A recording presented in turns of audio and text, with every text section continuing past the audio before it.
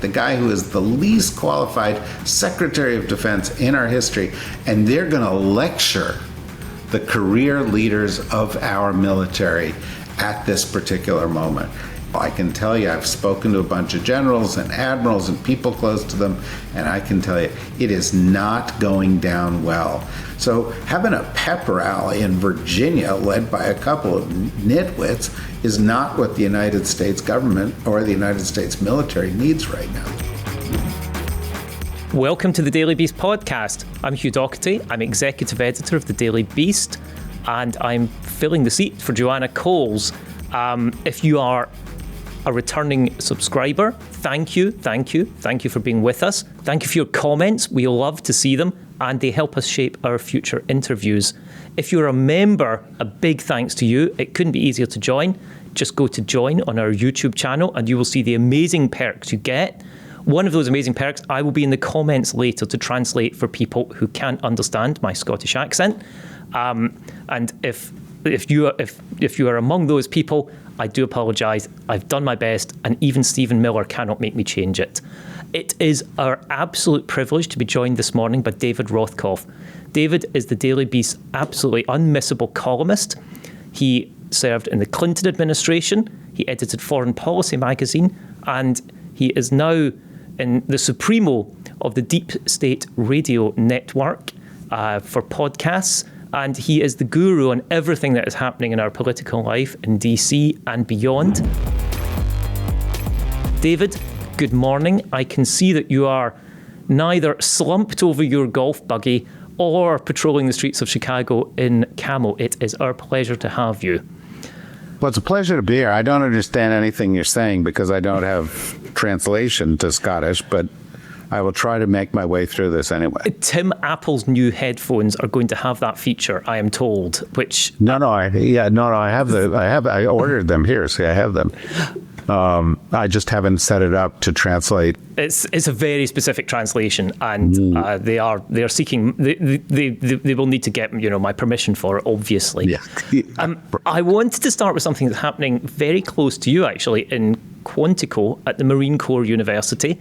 That's where Pete Hegseth has summoned more than 800 generals. So every 1, 2, 3, 4-star general in the Marine Corps, in the Army, in the Air Force, every Navy admiral, and all the top enlisted members of each of those branches have all been summoned for what apparently is just a pep talk.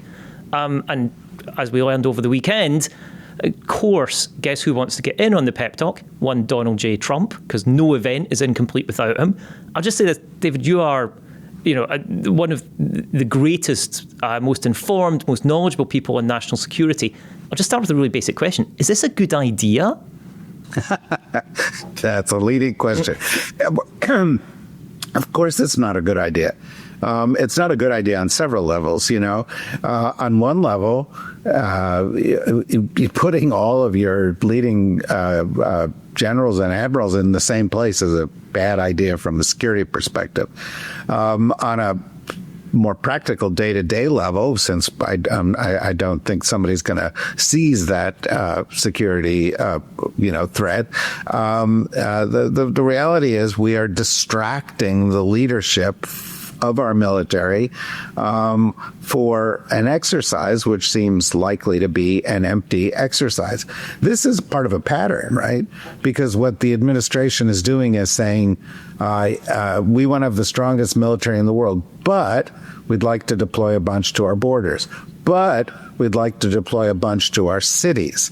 But we're going to alienate a bunch of people within the military because we're going to erase the history of people of color in the military. We're going to erase the history of women in the military. We're going to erase the history of the LGBT community in the military. And we're going to fire a bunch of people from those communities because we're going to say that they were hired for diversity reasons. So they're already doing things on day after day after day that are reducing readiness in the United States military, even as they say they want to have this big, tough military force.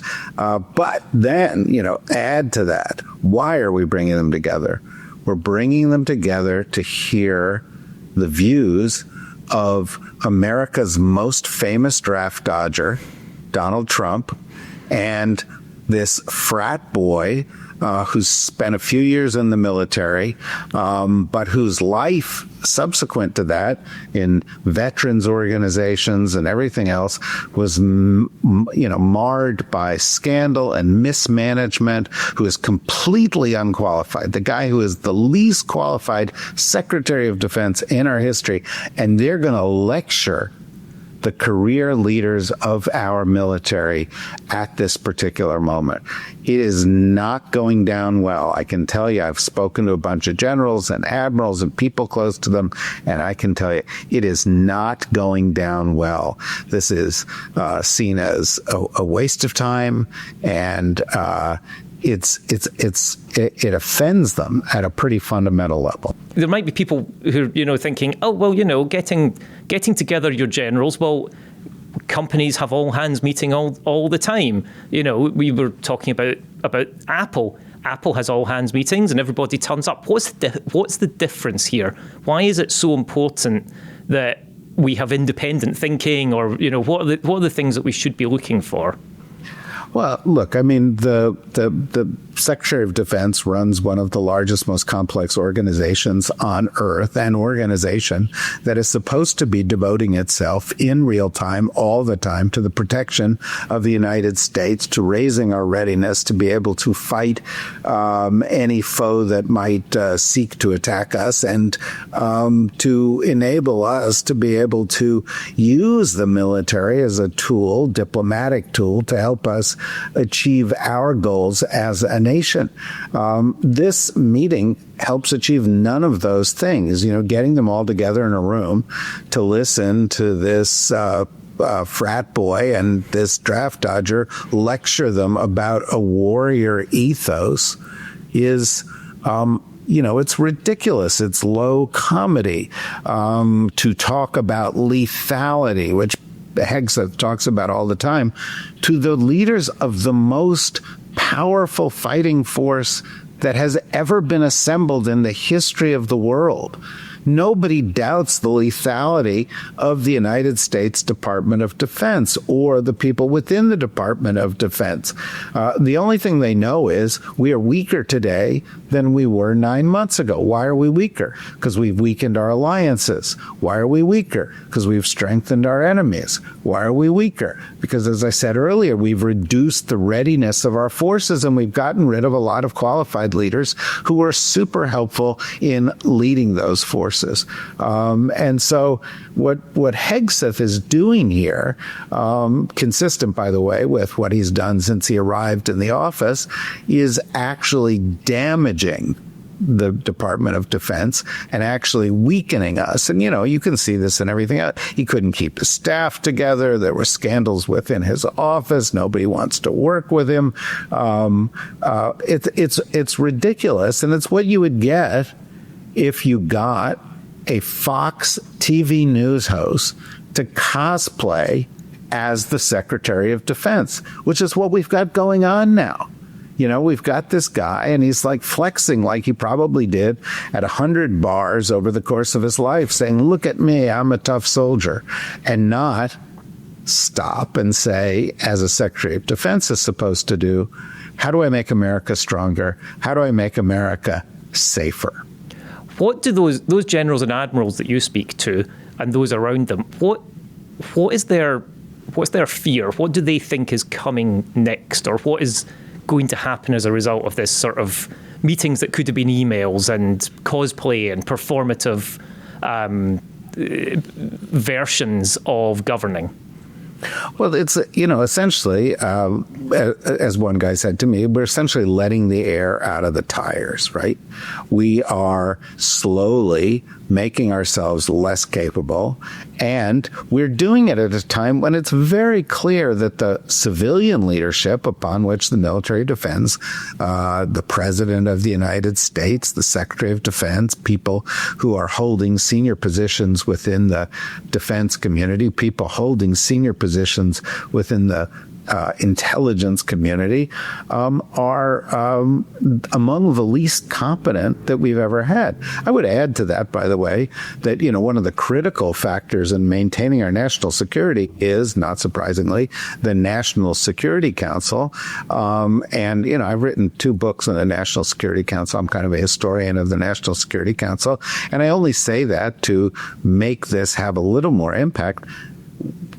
We effectively don't have a National Security Council right now. It has been weakened to the weakest point since its creation in 1947 by the National Security Act of 1947. There is no National Security Advisor. The interim advisor is Marco Rubio, who obviously has 3 other jobs. And the president doesn't take advice. He doesn't read intelligence. He doesn't get briefed by experts prior to his meetings. He doesn't take experts with him on his way to his meetings. So we've already lobotomized the U.S. government. We've decapitated our own armed forces, and we are weakening them simultaneously. And this is a problem because the world is a dangerous place. Russia's being more aggressive along the borders of NATO. Israel is destabilizing significant parts of the Middle East.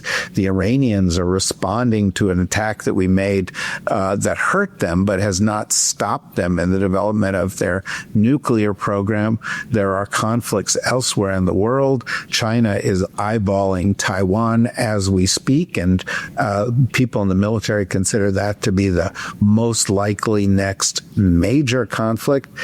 So, it's not like there's nothing to be focused on here. And that doesn't even begin to address, the fact that we're at a technological transformation point where AI and cyber and other kinds of new forms of war fighting, unmanned vehicles and so forth, autonomous unmanned vehicles, are on the horizon and need to be developed with real seriousness of purpose. So having a pep rally in Virginia led by a couple of nitwits is not what the United States government or the United States military needs right now. Hi, I'm Hugh Dougherty. Let's be honest, news these days can feel like a maze of opinions, spin and half-truths. How do you know what's really happening? That's where Ground News comes in. It's an app and website that brings together articles on the same story from around the world, giving you the full picture. It also tells you where each publication leans politically, how reliable it is, and who owns it, all based on ratings from 3 independent news monitoring organisations. Basically, it helps you think critically about the news you read, and it's super easy to use. Take this Jimmy Kimmel story, for example. Ground News shows you the aggregate bias distribution of the sources of the story, and you can see if it has been covered by the left and the centre more than the right. You can also see each source's factuality and ownership data. And Ground News has other great tools like their blind spot feature that's designed to show readers which stories are being covered heavily by either left-leaning or right-leaning outlets, but are being ignored by the other side. Ground News shows you every angle so you can make up your own mind, not someone else's. Go to ground.news/beast for a better way to stay informed. Subscribe for 40% off the Vantage plan for unlimited access to worldwide news coverage using our link below.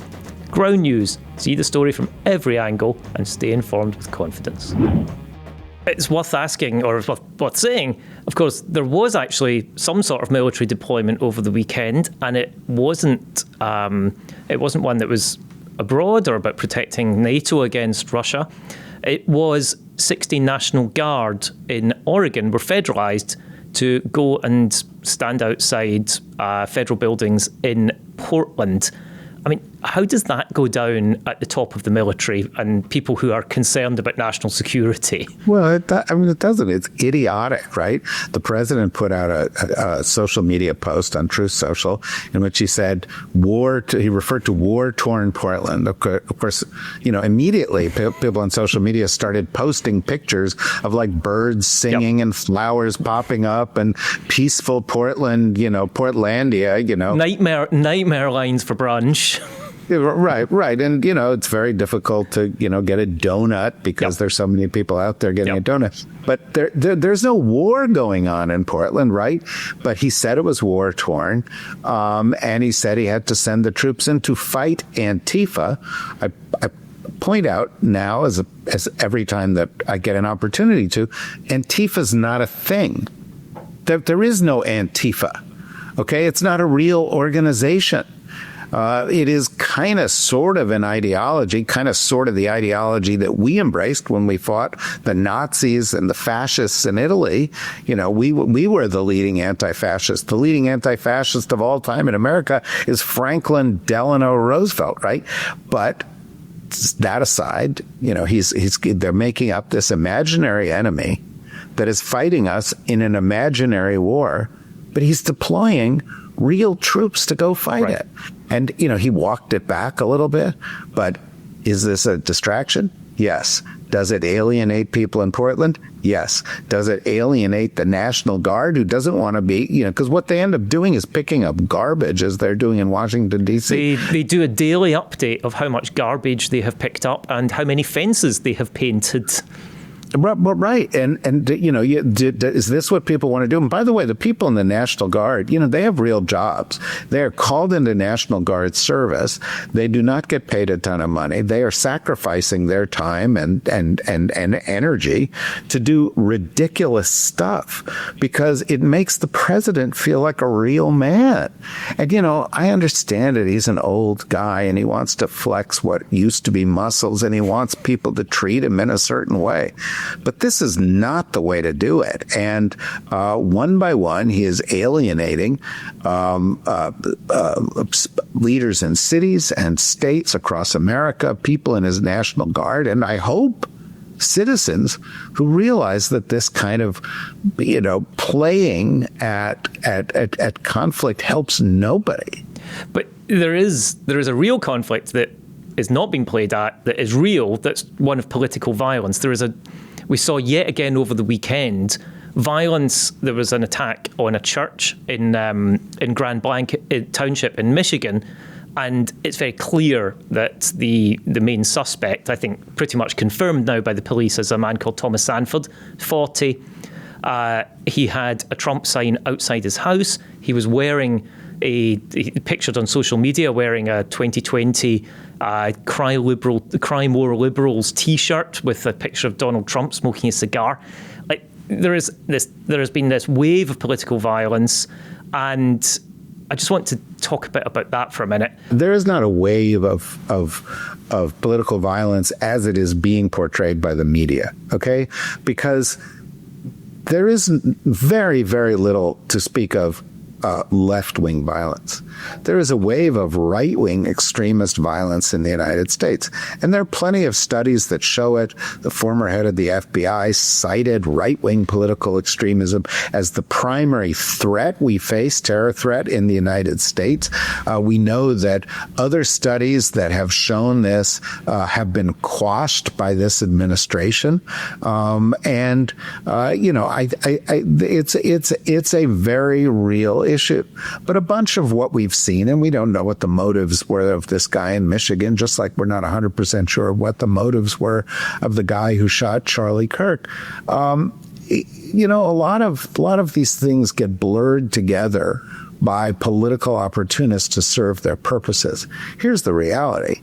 We have 400 million guns in the United States of America. We have more guns than people in the United States of America. We're the only major country in the world that has this kind of a gun problem. But I'd say it's beyond a problem. It's a pathology because we have perverted the words of the Second Amendment, which doesn't give everybody the right to own a gun. It says very specifically that if, in order to support well-regulated militias, people may hold a gun. But of course, there are no militias. The militias that call themselves that are certainly not well-regulated. The kinds of weaponry envisioned when the Second Amendment was written is not the kind that we've got right now. These weapons of war that can kill hundreds of people people fire hundreds of rounds in a minute. And so we have this pathology in the United States, and we don't take care of it. Why? Because political leaders on the left and the right are afraid of the gun lobby. They're paid off by the gun lobby. Our system has been corrupted by the gun lobby. And so we've got that as a problem. At the same time, we don't put enough money into mental health care. We don't put enough money into enabling people who have problems to seek answers for those problems. There is a stigma associated with getting mental health care in the United States. And, that's a pretty dangerous combination, right? You've got a bunch of alienated, angry people who have an inability to deal constructively with the feelings that they've got. But what they do have are weapons of war. And they can go and do what this guy did in Michigan and do what happens in the United States every day or two, which is they can take it out on their neighbors. They can take it out on innocents. They can take it out on schools. And so, more people have died from gun deaths in the United States that in the course of the past, in this century, than have died in all the wars that we've fought in. So it's not political violence. It's something worse than that. It's societal dysfunction. It's a breakdown of our ability to govern ourselves rationally. It's a breakdown of our ability to take care of ourselves. But it relates to the prior story in one very important way, which is that the principal job of a government is to protect its citizens. And we are not protecting our citizens when we divert the attentions of the military to nonsense. We are not protecting our citizens when we make it possible for everybody with any kind of a problem to have a weapon that allows them to lay waste to the neighborhoods, to the communities in which they live. You also said diverting a government, and we're at the very top of it right now. We have a pretty big diversion going on that the Department of Justice at its most senior levels is being used to go after Trump's enemies. We saw the prosecution of the beginning of a prosecution of James Comey with him being indicted. And you mentioned Christopher Wray, the Trump's handpicked FBI director from his first term, who absolutely told Congress that far right-wing violence was the most pressing domestic terror threat. Trump threatened him with prosecution, or at least investigation, over the weekend. Adam Schiff, he tweeted about or posted on Truth Social about over the weekend, saying he should be in jail. How do you get past this? How do you get, how do you not, or when you talk to people particularly in the national security world, what sort of message is that to the outside world, and what's the end game? Well, there are multiple messages here. First of all, just picking up on the security theme that we were talking about, when you do what they've done inside the Department of Justice, you're essentially unilaterally disarming the United States and its ability to protect itself from right-wing extremism or any kind of extremism in this country. And in fact, parts of the Department of Justice and the FBI that focused on such sources of potential violence in the United States have been shut down, defunded.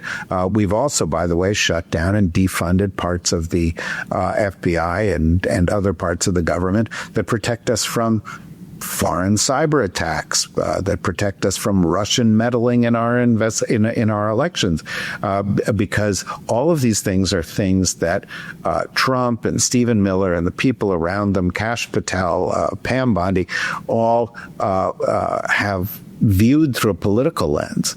You don't make America safer by taking the people who led the largest violent attack against the United States government in modern history, which is the January 6th coup attempt, and pardoning them, and then putting some of them in the United States government. So, from a point of view of dealing with terror threats, dealing with domestic threats, dealing with the kind of things that we've been talking about here, the government has been gutted and weakened. But you're talking also about something else, which is, well, if they're not using the FBI and the Department of Justice for what they should be using it for, and they've also, by the way, not, just a sidebar, they've stopped the investigations of prosecution of white collar crime and other kinds of things that Trump takes personally and his friends take personally because they are involved in it, right? Yes. They've personally been taking, and now they've taken it personally. Right. Well, they're just saying, okay, everybody, you've got a free run at this. But, there's something even more pernicious going on, which is manifest in this Comey thing and the threats of doing it to others, which is, Trump has gone full authoritarian. He's saying this is not the Department of Justice. This is the Department of Donald Trump's retribution. And we are going to use it to harass, to penalize, perhaps to jail, perhaps to bankrupt, to destroy the reputations of the people that have gotten under Trump's skin. Many of those people, by the way, have gotten under Trump's skin because they actually followed or honored their oath to the United States Constitution, followed the facts where the facts led, which is what the FBI and investigators are supposed to do, and found out that Donald Trump was a corrupt guy doing corrupt things, and they wanted to prosecute him for it. And he wants to go after all of those. But this is, a breakdown in our constitutional order. Now, there are going to be some tests real quick because the Comey case is going to come up in a few days in front of a judge. And the question is going to be, is the judge going to look at it and say, this is nonsense and throw it out? But Trump's already, kind of prepared the ground, if you like, for that by saying, oh, this was a Biden appointee. The system's rigged against me, even though it's his system. Well, of course, and they've been doing that from the beginning too, where they're trying to discredit the court system, and you have the ridiculous spectacle of Chief Justice John Roberts going out and saying, "Well, I don't like these attacks on our courts," and it's like, dude, you made it possible. You gave the guy immunity. You gave the guy, the ability to exert his powers as president in a way that no president has ever had before. They did it last week again with regard to cutting foreign funds that were allocated by the Congress. They've essentially given the president the power of the purse, even though that's the opposite. It's not the intention of the Constitution, which gives it explicitly to the Congress. But this is the post-constitutional era of law enforcement in the United States. This is an era in which norms, laws, traditions, standards, and the word of law are all being set aside, and the only thing that matters is the whim of the mad president who thinks there's a war going on in Portland. And this should scare everybody because, as many people have said, if they can go after a guy like Comey, who was the former deputy, it was former head of the FBI, the former deputy at DOJ, a very distinguished guy, and a Republican. Yeah, and a Republican who probably did more to get Trump elected over Hillary Clinton than any other single individual. If he's going after them and senators and prosecutors and so forth, how far is he from going against you? And I got to tell you something. You're sitting there, you're listening to this at home, and you think, oh, he would never come against me. Well, they passed an executive order last week in which they described threats against the United States that they could then go after, and that they were targeting, as subversive, as being anybody who spoke out against capitalism, anybody who spoke out in an anti-Christian way, anybody who was part of this Antifa that doesn't really exist. They're planning now to, and there was a story about this over the weekend, shift the allocation of federal funding for universities to universities that share Trump's views. So we are rewarding people who share Trump's views and celebrate Trump. And we are putting in the crosshairs of our legal system everybody else. And if you've tweeted at any point something critical of Trump, something critical of a system that creates oligarchs and billionaires and leaves ordinary people left behind, something critical of, I don't know, right-wing evangelicals, something critical of Israel, by the way, which is another thing that they're trying to make illegal, then you're on the list. There's data out there that points to you, and you don't know how you're going to be penalized. You know, you may not be the target of a legal investigation, but what will you be the target of? Will you become a target within your own organization as they start looking at the names of people who might alienate the government? I was talking to somebody who's on one of his lists last week. I had lunch with them, and they'd almost gotten a job. And then the people at the job said, no, we can't hire you. Because if we hire you, it sends a message to the administration that we, don't care about what they're saying. It's a thumb in the eye to the administration. And I know lots of people who are not getting jobs because they've been critical of the administration. And this is part of the plan. It's not just the high-profile prosecutions. It's stigmatizing everybody who doesn't support the administration and relying on the support of weak institutions, corporations, and media organizations, and academic institutions, and not-for-profit institutions, to give in to that and say, and I know, I was talking to, sorry, I'll stop after this, but I was talking to a guy who's a professor at a leading university, and the faculty of the university was being subjected to detailed investigation by the administration of the university to see where they were running afoul of this administration. Is this like McCarthyism? Yeah, but it's much worse. It's much bigger, it's much more organized, it uses big data. It's much broader. You're right about big data. AI makes this a little bit more, everybody is traceable all the time. Yeah.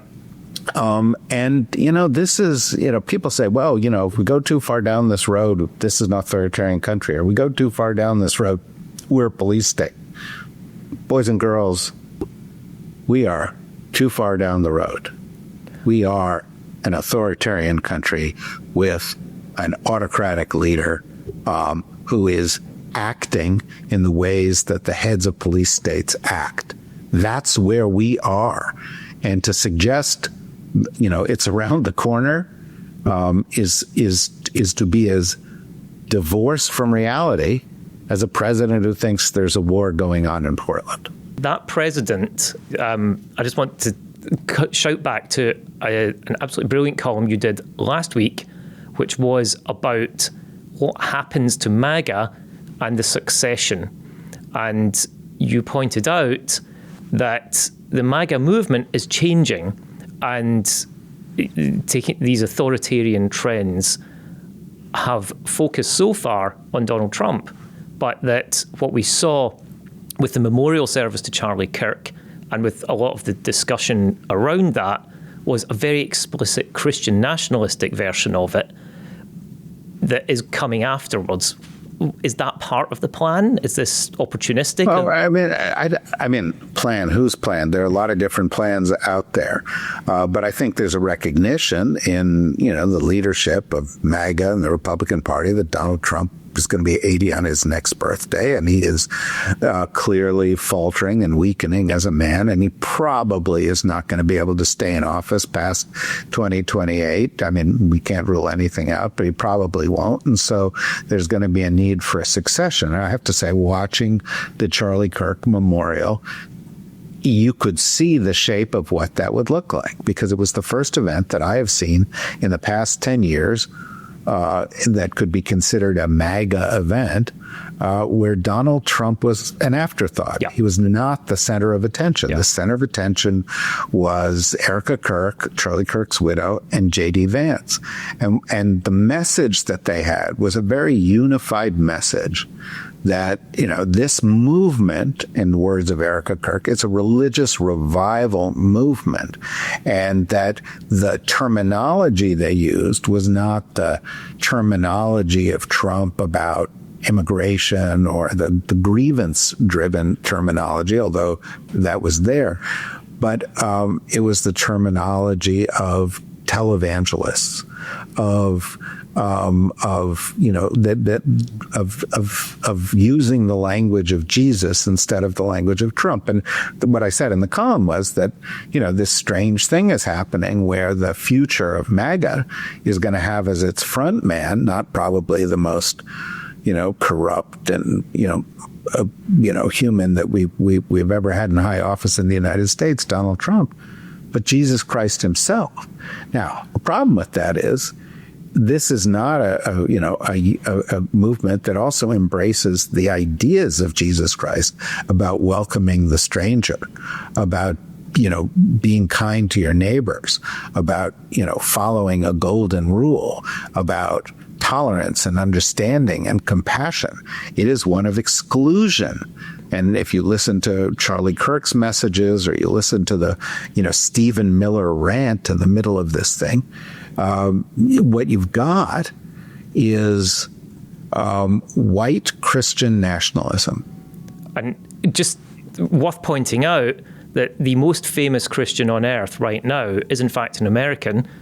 It's the Pope, and he is not somebody that aligns with much of this movement at all. They certainly have commonalities, I'd imagine, on the issues of, on pro-life issues. Yeah, but he is condemned to their views on immigration. Yes. He is condemned.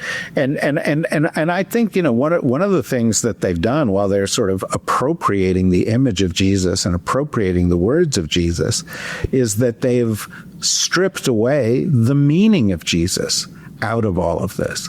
And look, I'm Jewish, so, you don't want to take my theological analysis of all of this. I have to say that Jesus was as well, so. Yeah, well, thank you very much for that. We always like it when that's pointed out. But that, I think that, this is about exclusion, and it's about turning back the clock to a world in which white people were in charge, men were in charge, women played a role of, trad wives, it's, and Handmaid's Tale kind of thinking. And, that seems to me to have been a core of MAGA for a long time. But post-Trump, it's the one that's most organized, because you've got all of these sort of networks of right-wing churches and others, and groups like Turning Point, Charlie Kirk's group, which want to and are able to drive this forward. And why is that important? Well, I think a lot of us wake up in the morning and look at our watches and say, what Trump time is it? How many more minutes and hours of Trump do we have, right? And the reality is his days are numbered. His time is limited, whether it's by the Constitution or it's by father time, right?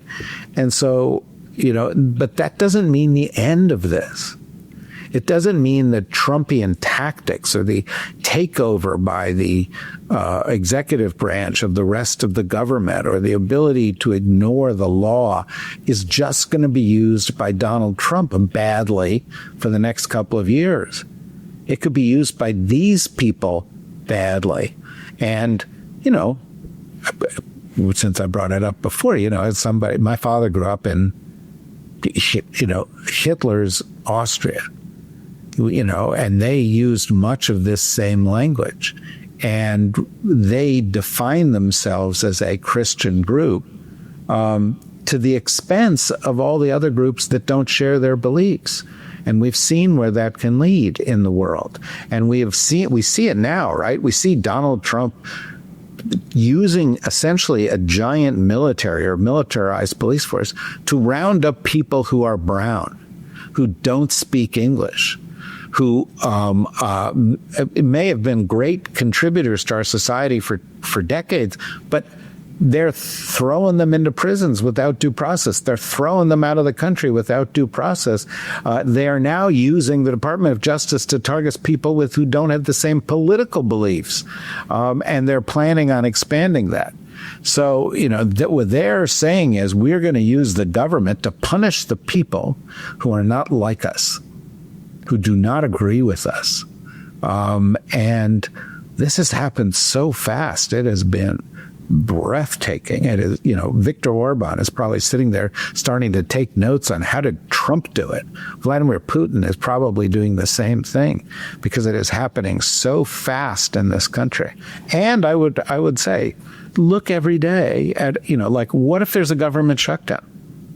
What if there's a government shutdown this week? What programs do they turn off with that? How do they redirect funds? How do they seize emergency powers in the context of all of that? Each time they have an opportunity to do it, they do it in a way that puts you at risk and that limits your fundamental rights. David, can you give us some hope? Is there some positive note we can finish on? Sure. Yeah, sure. There's lots of reasons to be hopeful. First of all, Father Time is undefeated. So, that transition is going to come. Secondly, a lot of these people on the Republican right, the J.D. Vances of this world, are obviously devoid of the skills or the abilities of Donald Trump to say, hey, I'm something different. They all start to look the same. Also, there are more people who disagree with them than agree with them. If you look at polls in the United States and say, how many people want gun reform, or how many people want fairer taxes, or how many people want a clean environment, how many people want education reform, or how many people, want health care for everybody, it's always 2/3 or 3/4 of the American people who want those things. And those people can be mobilized in new ways now using new technologies, social media, things like this, where, you guys with your podcast get audiences comparable to the audiences that once only went for network TV shows. And we are privileged for them to come to us and very aware that the responsibility that's on us as journalists is huge to be truthful, to be accurate. But also, like Donald Trump wakes up in the morning because he's a creature of decades ago, right? Yep. And turns on Morning Joe. He's full boomer. And I've been, right, he is full, me too. But, sorry, I'm Jen Jones. I'm Jen Jones, okay? But he turns on Morning Joe. I've been on Morning Joe. I like the people and so forth. But he turns on Morning Joe. Morning Joe averages 700,000 viewers per episode. And of those 700,000 viewers, 60 or 65,000 are 25 to 54. Okay? This broadcast on your Daily Beast YouTube network will get maybe half as many total audience, but 2 or 3 or 4 times as many of the target audience. Yes. Of the people that you want to reach the most. So that to me is a sign of hope, because what it means is there are many, many platforms that can't be bought up by Trump-leaning oligarchs or give opportunities for people with fairly limited resources. I mean, I have a little podcast network, Deep State Radio Network, where we do 15, 17 podcasts a week, several dailies. We do the New Republics Daily. We do them on a variety of these subjects with experts. And we get 2 million downloads a month. We're tiny. We're much smaller than what you guys are, but that makes an impact, right? And they're not hundreds, they're thousands of platforms like that out there. So the majority of people don't agree with these guys. There are mechanisms to mobilize those people. Every day, the people in power are alienating those people more. And so I think ultimately the wheels are turning in a way that can get us back on track as a country and look back at this dark period as a dark period. Do you feel better? I feel almost uplifted. David, there's nobody I would rather have navigating me through this dark period than you. There was enough hope there that it is the train, but it's not. Is it the train coming towards us that's good? I don't think it is, actually. No, that's the light of an ongoing train. I hope there's light at the end of this tunnel. David, there's no better place to keep up with your insights than Deep State Radio Network, which we absolutely recommend to everybody. Thank you for joining us. Thank you for your amazing insights. And please come back. We always want to hear more from you. And look forward to your next appearance. David, thank you for joining us. Thank you for helping us navigate a dark time and bring us some light. For more of David's brilliant insights, please check out the Deep State Radio Network, non-stop coverage of a pivotal time in American history. Now, we want to know, what did you think? Do you have hope? Is it dark? Are you worried about Trump censoring you? We want to know. Send us your comments where there is no censorship. And as Joanna would always say, please be beast. Thank you to David Rothkopf for joining us. Thank you to our production team, Devin Rogerino, Anna Von Usen, and our editor, Jesse Milward. I want to give a special shout out to our Be Beast level members, Karen White, Heidi Riley, and Connie Rutherford. Thank you, thank you, thank you. You are the beast.